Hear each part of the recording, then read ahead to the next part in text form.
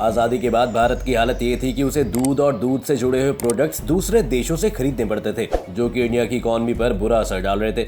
लेकिन आज भारत पूरे दुनिया में दूध का सबसे बड़ा उत्पादक है। भारत पूरी दुनिया के उत्पादन का 22% दूध उत्पादन करता है, यहाँ तक कि बड़े बड़े विकसित देशों को एक्सपोर्ट भी करता है। इस समय भारत करीब 489 करोड़ रुपए का निर्यात करता है। और दोस्तों, आज देश जिस मुकाम पर पहुंच चुका है उसके पीछे सबसे बड़ी वजह है भारत की श्वेत क्रांति। जी हाँ, ऑपरेशन फ्लड के नाम से पहचाने जाने वाले श्वेत क्रांति की वजह से ही आज भारत दूध का सबसे बड़ा उत्पादक बना है। तो चलिए दोस्तों, आज जानते हैं कि कैसे हुई थी भारत में श्वेत क्रांति की शुरुआत और क्या हुआ था इसका असर। दोस्तों, दुनिया में डेयरी सेक्टर में ग्रोथ रेट 2% है, जबकि अकेले भारत में ये रेट 6% है। आज के समय में भारत में हर साल करीब 210 मिलियन टन दूध का उत्पादन होता है। अगर दुनिया की तुलना में बात की जाए तो जहां दुनिया में दूध की अवेलेबिलिटी पर पर्सन 310 ग्राम पर डे है, वहीं भारत में ये 427 ग्राम पर डे है। पर भारत में ऐसे हालात कभी नहीं होते अगर देश में व्हाइट रेवोल्यूशन नहीं हुआ होता।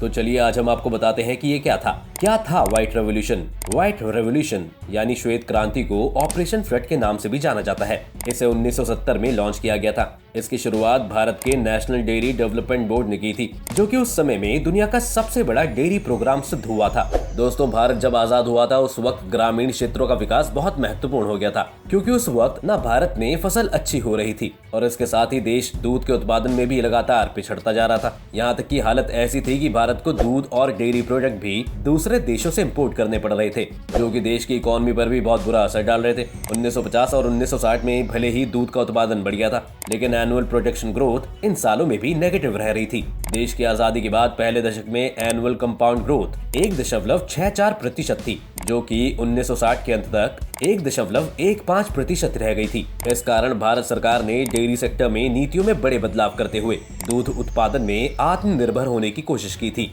दरअसल दोस्तों, अगर कहा जाए कि इस क्रांति की नींव को बहुत साल पहले ही अमूल की स्थापना के साथ ही पड़ गई थी, तो ये कहना गलत नहीं होगा। जी हाँ, इस क्रांति की शुरुआत तो तभी हो गई थी जब श्री लाल बहादुर शास्त्री ने 31 अक्टूबर 1946 को कंजरी में अमूल की कैटल फील्ड फैक्ट्री का उद्घाटन किया था, क्योंकि उन्हें हमेशा से इस प्रोजेक्ट की समझ थी। और इसलिए एक बार लाल बहादुर शास्त्री ने और इस क्रांति के जनक कहे जाने वाले वर्गीस कुरियन ने किसानों के साथ एक रात बिताई थी और कुरियन के साथ देश के विभिन्न हिस्सों में बसे किसानों के आर्थिक तरक्की और समस्याओं के बारे में डिटेल में बात की थी। और इसकी वजह से ही नेशनल डेयरी डेवलपमेंट बोर्ड का गठन हुआ था, जिसने श्वेत क्रांति में महत्वपूर्ण भूमिका निभाई थी। और इसके लिए फिर ऑपरेशन फ्लड की शुरुआत की गई थी। जुलाई 1970 में यूनाइटेड नेशन डेवलपमेंट प्रोग्राम और फूड एंड एग्रीकल्चर के टेक्निकल असिस्टेंस में ऑपरेशन फ्लड को लॉन्च किया गया। आपको बता दें कि इंडिया में इसकी शुरुआत वर्गीस कुरियन ने की थी। आज के समय में इंडिया जो दूध उत्पादन के क्षेत्र में आगे है, उसका पूरा क्रेडिट वर्गीस कुरियन को ही जाता है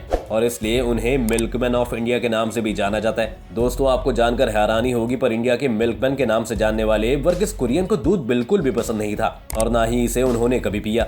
लेकिन पूरी दुनिया में इंडिया के दूध की छाप उन्होंने ही छोड़ी थी। चलिए अब आते हैं टॉपिक पर वापस। डॉक्टर वर्गीस कुरियन ने ही एक अलग से एजेंसी इंडियन डेयरी कॉर्पोरेशन बनाई, जिससे ऑपरेशन फ्लड को ग्रांट मिल सके। आपको बता दें कि इस क्रांति की शुरुआत चौथी 5 वर्षीय योजना के तहत हो गई थी। ऑपरेशन फ्लड के जरिए डेयरी उद्योग से जुड़े किसानों को उनके विकास को खुद दिशा तय करने में मदद मिली थी। इस क्रांति के जरिए उनके संसाधनों का कंट्रोल उनके हाथों में आ गया था। दोस्तों, आपको बता दें कि ये क्रांति कोई छोटी सी 5 ईयर प्लानिंग नहीं थी, बल्कि सरकार द्वारा बनाई गई वेल प्लान्ड 3 फेजेस में होने वाली लॉन्ग टर्म प्लानिंग थी। पहला चरण, यह चरण जुलाई 1970 में शुरू हुआ था, जो कि 1980 तक चला था। इसका मुख्य उद्देश्य 10 राज्यों में 18 मिल्क शेडर्स लगाना था। ये सभी मिल्क शेडर्स 4 बड़े शहर दिल्ली, मुंबई, कोलकाता, चेन्नई की मार्केट से जुड़े हुए थे। इस चरण के आखिर तक 1981 में 13,000 गाँव में डेयरी कोऑपरेटिव डेवलप हो चुके थे, जिनमें 15,000 किसान शामिल थे। पहले फेज में यूरोपियन इकोनॉमिक कम्युनिटी द्वारा गिफ्ट दिए गए और स्कीम्ड मिल्क पाउडर और बटर की सेल की गई थी और इससे ही इकोनॉमिक हेल्प मिली थी। एनडीडीबी ने ये प्रोग्राम प्लान किया था और यूरोपियन इकोनॉमिक कम्युनिटी की मदद से इसकी डिटेल्स डिटरमाइंड की थी और इस तरह से ये पहला चरण कंप्लीट हुआ था। ऑपरेशन फ्लड को European economic community, world bank और भारत के नेशनल डेयरी डेवलपमेंट द्वारा संयुक्त रूप से स्पॉन्सर किया जा रहा था। दूसरा चरण 1981 में शुरू हुआ था, जो कि 1985 तक चला था। इस चरण का उद्देश्य पहले चरण को ही आगे बढ़ाते हुए कर्नाटक, राजस्थान और मध्य प्रदेश जैसे दूसरे राज्यों में भी डेयरी डेवलपमेंट प्रोग्राम को चलाना था। 1985 में इस चरण के आखिर तक 136 मिल्क शेड्स बन गए थे, जो कि 34,500 गाँव तक फैले थे और 43,000 गाँव में 4.25 मिलियन टन दूध का उत्पादन होने लगा था। 1989 तक घरेलू दूध उत्पादन भी 22,000 टन हो गया था। दोस्तों, आपको बता दें कि इन सब में वर्ल्ड बैंक लोन ने बहुत मदद की थी। यूएनडीपी भी विदेश एक्सपर्ट्स, कंसल्टेंट और उपकरण को भेजकर सहायता उपलब्ध करवा रहा था। वर्ल्ड बैंक और इसके पार्टनर्स ने भी agriculture extension, rain fed fish farm storage और मार्केटिंग जैसे क्षेत्रों में देश का सपोर्ट किया था। तीसरे चरण ने इस क्रांति को और ज्यादा मजबूत और विकसित बनाया था। इस चरण के दौरान दूध उत्पादन बढ़ा और इंफ्रास्ट्रक्चर में भी सुधार हुआ था। कोऑपरेटिव सदस्यों के लिए veterinary first and health care services, feed and artificial insemination services दी गई। इस चरण के दौरान 30,000 नए डेयरी कोऑपरेटिव भी जोड़े गए थे। 1988 और 1989 में तो मिल्क शेड की संख्या भी 136 से बढ़कर 173 हो गई थी। इसकी एक विशेषता यह भी थी कि इसमें महिला सदस्यों की संख्या भी बढ़ने लगी थी। 1995 में तो women dairy cooperative leadership programme को एक पायलट प्रोजेक्ट के तौर पर भी लॉन्च किया गया, जिसका उद्देश्य डेयरी कोऑपरेटिव मूवमेंट में महिलाओं की भागीदारी बढ़ाना था। गांव में मुख्य स्ट्रेटेजी लोकल महिलाओं को ट्रेनिंग देना और उनका लेटेंट पोटेंशियल बढ़ाना था। इस चरण में ज्यादा महत्व जानवरों को न्यूट्रिशियस फूड देना, नए इनोवेशन जैसे थिलारियोसिस के लिए वैक्सीन बनाने, प्रोटीन फीड बाईपासिंग और दूधारू जानवरों की संख्या बढ़ाने पर दिया था। दोस्तों, ये चरण जब 1996 में खत्म हुआ, तब तक 9.4 मिलियन किसानों के बीच में 73,300 डेयरी कोऑपरेटिव बन चुके थे। इस चरण के आखिर तक हालांकि प्राइवेट एजेंसीज कोऑपरेटिव गांव से दूध उत्पादन नहीं कर पाए, लेकिन फिर भी इस चरण ने अपने तय किए गए लक्ष्य से ज्यादा हासिल कर लिया था। उस समय ऐसी स्थिति और प्लान बना लिए गए थे जिनसे लंबे समय तक इसका लाभ प्राप्त किया जा सके। जैसे कच्चे दूध के लिए एक मार्केट बनाया गया, जिसके साथ कई टेक्निकल सर्विसेज भी विकसित की गई। मवेशियों का खाना, इमरजेंसी हेल्थ सर्विसेज जैसी कई सुविधाओं के कारण दूध उत्पादन बढ़ गया। 3 state of the art dairy बनाई गई, जिससे घरेलू और एक्सपोर्ट मार्केट के लिए क्वालिटी प्रोडक्ट बनाए जा सके। ऑपरेशन फ्लड के दौरान जहां दूध की डिमांड बढ़ रही थी, तब भी कुल केटल की संख्या फिक्स थी। गाय और भैंस की ब्रीड्स को भी अपग्रेड किया गया।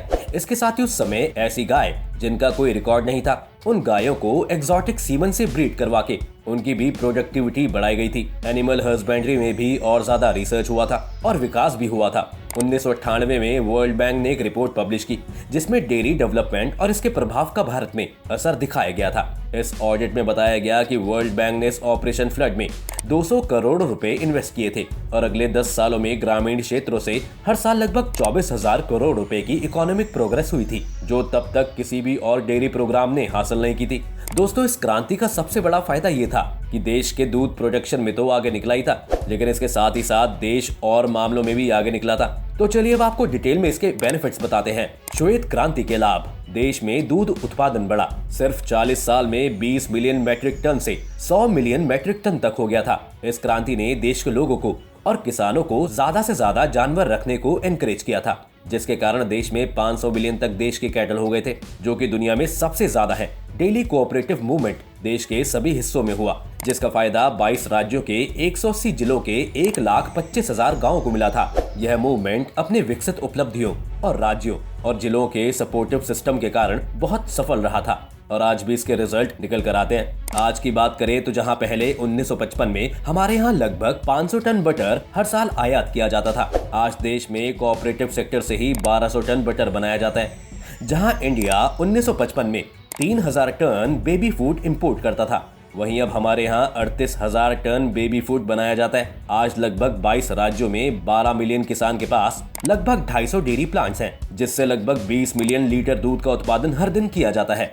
वास्तव में इस क्रांति के कारण ही 1975 तक सभी दूध और दूध से बने उत्पाद का आयात बंद हो गया था, जो कि उस समय की बड़ी सफलता थी।